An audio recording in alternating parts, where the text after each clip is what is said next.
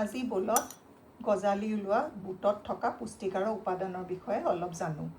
গজালি ওলোৱা বুটৰ এটা ভাল প্ৰটিন সোৰ্স, গম পাই চবে এইটো নিৰামিষৰ কাৰণে অতি ভাল প্ৰটিন সোৰ্স। ইয়াতে বহুত পৰিমাণে প্ৰটিন পাব। তাৰপিছত থাকে আইৰণ। আইৰণ আমাৰ কাৰণে তেজৰ বৃদ্ধিৰ কাৰণে দৰকাৰ। যোনবিলাক ল'ৰা ছোৱালী এনিমিয়াত ভুগি থাকে তেনেকুৱা ল'ৰা ছোৱালীকো এইটো যদি দিয়ে তেনেহ'লে সিহঁতৰ কিছু পৰিমাণে হ'লেও আইৰণৰ কাৰণে তেওঁলোকৰ ব্লাড চেলছবিলাক অলপমান বৃদ্ধি পাব। তাৰপিছত ইয়াতে থাকে পটাছিয়াম। পটাছিয়ামে আমাৰ ব্লাড প্ৰেছাৰ ৰেগুলেট কৰাত অলপ সহায় কৰে। তাৰ উপৰি থাকে কেলছিয়াম। কেলছিয়ামে আমাৰ হাড়ৰ শক্তি বৃদ্ধি কৰাৰ ক্ষেত্ৰত বা মজবুত কৰাৰ ক্ষেত্ৰত আৰু দাঁত মজবুত কৰাৰ ক্ষেত্ৰত এটা ভাল ৰোল প্লে কৰে। চ' কেলছিয়ামৰ এইটো ভাল এটা সোৰ্স।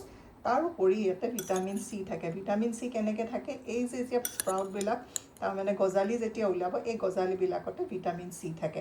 চ' ভিটামিন চিয়ে আমাৰ ইমিউনিটি বা প্ৰতিৰোধক ক্ষমতা, শৰীৰৰ প্ৰতিৰোধক ক্ষমতা বৃদ্ধি কৰে।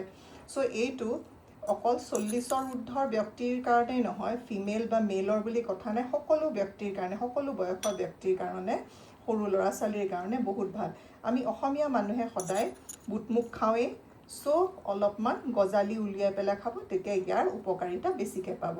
চ' আৰু পিছলৈ কিছু এনেকুৱা ধৰণৰ ভিডিঅ' লৈ আনিম। মোৰ চেনেলটো ছাবস্ক্ৰাইব কৰিবলৈ নাপাহৰিব। আজিলৈ থৈছোঁ।